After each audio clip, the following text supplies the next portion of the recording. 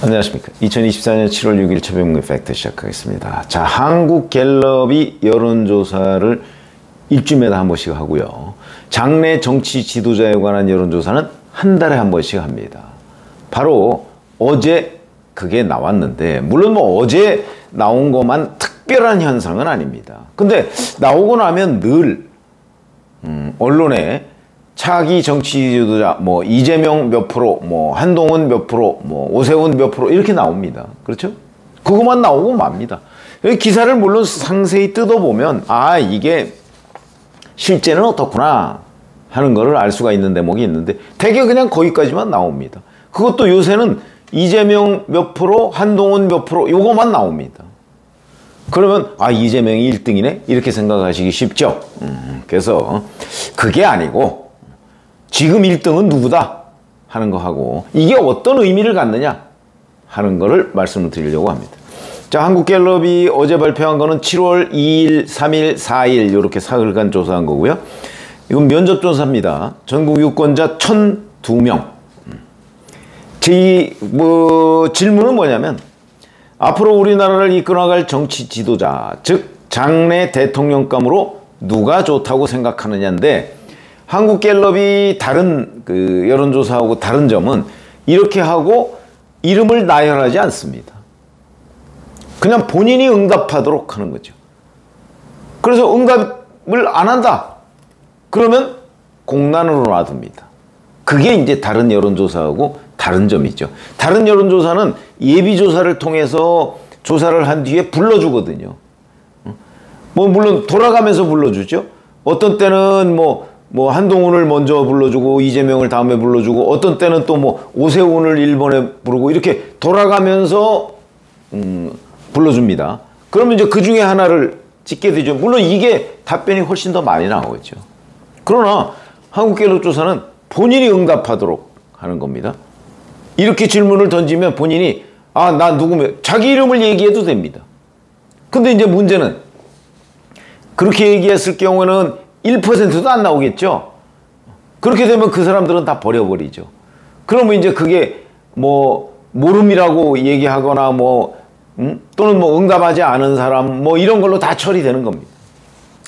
자, 어제 발표된 내용을 보면 이재명이 23, 한동훈 17, 조국 5, 그 다음에 홍준표, 오세훈 각각 3, 이준석, 원희룡 각각 2, 안철수 1, 뭐 이렇게 되어 있습니다.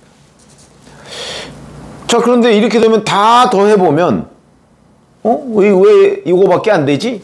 이런 생각을 하게 되죠. 여기까지 대부분 언론이 보도하고 아니 언론은 대부분 이재명 23, 한동훈 17 이렇게만 보도하고 맙니다. 저는 오히려 핵심은 그 다음에 있다고 봅니다. 이거를 의미를 우리가 이해하려고 한다면 그 다음 5%는 이외의 인물입니다. 그러니까 아까 제가 말씀드렸듯이 뭐 자기 이름을 얘기했다든가 아니면 뭐 정말 우리가 관심 없는 누군가를 얘기해 5%가 그런 사람들이고요. 근데 여기서 가장 많은 비중을 차지하는 거는 38%입니다. 그 사람들은 응답을 안 했습니다. 없다 또는 응답 안 하는 사람입니다. 38%. 그게 1등이죠. 한국갤럽 조사에서 그 장래 대통령감 답변 안 한 게 1등입니다. 그 다음에 이재명이 2등. 이재명이라고 답한 사람이. 그 다음에 한동훈이라고 답한 사람이 3등. 그런데 이 1등을 지금 언론이 이 제목 같은 거로 안 잡아놓는 거죠. 뭐 지금만 있는 현상은 아닙니다. 과거에도 이게 1등인 경우가 상당히 있었습니다. 응답 안 한 사람들은 누구일까요? 장래 대통령감이 없다고 생각하는 사람이거나 아직 판단할 때가 아니다라고 생각하거나 어쨌든 1등이라고 언론에 보도되는 이재명 전 민주당 대표보다 무려 15%포인트 많은 숫자가 무응답을 했습니다. 이름을 얘기 안 했습니다. 그럼 이 조사에서 또 눈에 띄는 결과는 자, 민주당 이 1002명이라고 그랬죠. 여기에 민주당 지지자가 289명입니다. 난 민주당 지지자야 라고 답한 사람이 그 중에 55%만 이재명을 이름을 얘기했다는 거고 국민의힘 지지자는 327명입니다. 여기에 45%만 한동훈을 얘기했다는 겁니다. 그러면 민주당 지지자의 45%는 민주당 계열의 이재명이 아닌 사람을 얘기했다는 거고 국민의힘 지지자의 55%는 국민의힘 계열의 한동훈이 아닌 사람을 얘기했다는 뜻이죠. 그리고 여기에 또 하나 의미 있는 것. 이제 그 지역별로 이렇게 나뉩니다. 충청과 호남에서 무응답자가 무려 44%라는 겁니다. 44%. 그럼 거의 절반 가까이가 장래 정치 지도자 응답하지 않은 사람들이죠. 이거 대단히 중요한 겁니다. 이 정도면 앞으로 윤석열 정부 자 뭐 3년 가까이 남았습니다. 이동안에 새로운 인물이 나와도 전혀 이상하지 않는다. 근데 지금 뭐 누가 몇 프로 하는 게 무슨 의미가 있겠느냐. 저는 아무 의미가 없다고 생각합니다. 조사를 위한 조사다. 관성적인 조사다. 뭐 이렇게 보고요. 또 하나 눈에 띄는 거예요. 연령별로 보면요. 18세부터 29세까지 20대라고 우리가 흔히 얘기하는 여기서는 무려 67%가 무응답했습니다. 관심이 없든가 없다고 생각하든가 뭐 이런 거 아니겠어요? 67%가 30대에서도 53%가 무응답을 했습니다. 절반 이상이 무응답한 겁니다. 이러면 20, 30대의 우리 장래 정치 지도자에 대한 기대 뭐 이런 것들은 이 조사에서는 알 수가 없는 겁니다. 절반을 훨씬 뛰어넘는 숫자가 답변을 안 했으니까. 또 학생층에도 뭐 학생층과 대개 20대가 뭐 겹치는 경우가 많이 있겠지만 학생층도 60%가 무응답을 했습니다. 그러니까 지금 젊은 층 이 사람들한테 정치 지도자들이 희망을 못 주고 있다. 희망을 줬으면 그 사람들이 누구 이렇게 얘기했을 텐데 이런 얘기가 되는 거죠. 다만 이제 이 무응답이라는 거는 어느 한쪽으로 결정적인 시기에 확 쏠리거나 뭐 이러지는 않는다는 겁니다. 균일하지 않다는 얘기죠. 그런 점이 이제 뭐 예를 들어서 이재명 뭐 23% 이러면 그 사람들은 장래 정치 지도자로 이재명 전 민주당 대표가 제일 낫습니다. 이렇게 얘기하는 아주 적어도 정치 성향상으로는 균질한 사람들이죠. 그러나 무응답 38%는 그렇게 균질한 사람들은 아닙니다. 그러니까 그 사람들 중에 뭐 다양하겠죠, 생각이. 어느 한쪽으로 쫙 성향이 모아져 있는 사람은 아니다. 이거는 이제 알고서 분석을 해야 된다. 그런 거고요. 그러니까 이 사람들은 만약에 앞으로 남은 기간 동안에 뭐 3년 가까운 기간 동안에 어떠한 사람이 갑자기 부상할 수도 있고 그러면 그 사람 쪽으로 쏠릴 가능성도 있고 그렇지 않을 수도 있다. 이런 얘기가 되는 건데 하나 예를 들어보죠. 2020년 윤석열 지금 대통령의 등장 과정을 한번 살펴보자고요.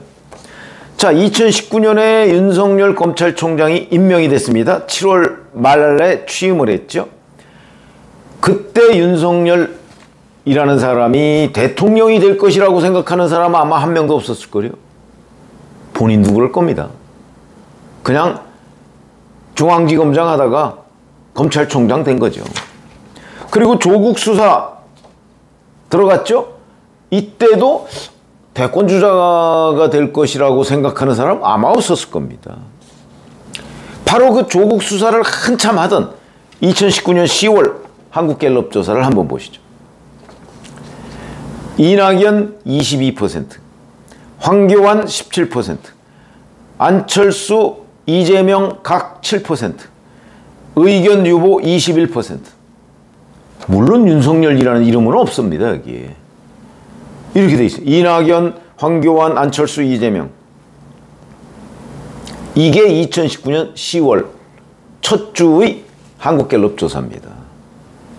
그래서 실제 2022년 대선에 이재명 대표 나왔지만 떨어졌죠. 다른 사람들은 존재감도 없습니다. 이런 거고요. 자, 그런데 추미애 법무부 장관이 취임하자마자 윤석열 당시 검찰총장이 하던 수사에 대한 탄압을 시작했습니다. 그래서 수사팀 거의 해체. 그래서 언론에서는 이제 학살 인사 이렇게 얘기를 하고 있는 그 인사를 하기 직전의 조사.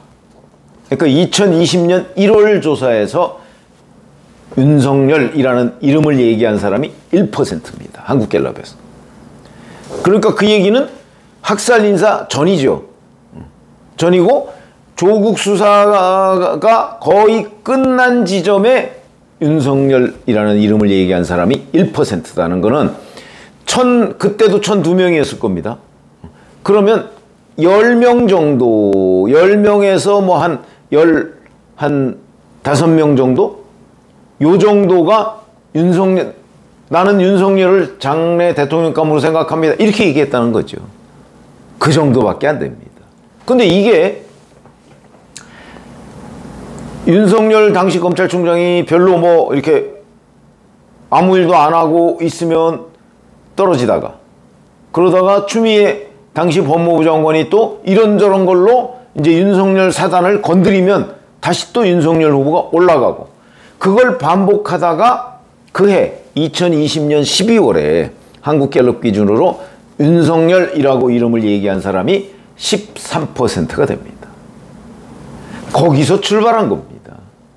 그러니까 존재감이 전혀 없던 윤석열 검찰총장이 추미애 법무부 장관에 의해서 계속 탄압하고 징계하고 뭐 이러다 보니까 13%까지 갔고, 그러니까 결국 한국갤럽에 응답하는 사람이 그렇게 이제 반응을 보인 거죠. 그 짧은 1년이라는 기간 동안에 갑작스럽게 여기 2019년 10월에 있는 뭐 이낙연, 황교안, 뭐 안철수 다 어디 갔습니까? 없었습니다. 그렇게 돼서 오늘날 대통령이 된 것이다. 그렇기 때문에 제가 보건대 지금 한국갤럽 조사를 보고 장래 정치 지도자 뭐 이런 얘기를 하게 되면 뭐 이재명 1위, 뭐 한동훈 2위 이렇게 나오고 있지만 이거는 의미가 없는 것이고 1위는 무응답이다. 근데 무응답의 성격이 이런 것이다.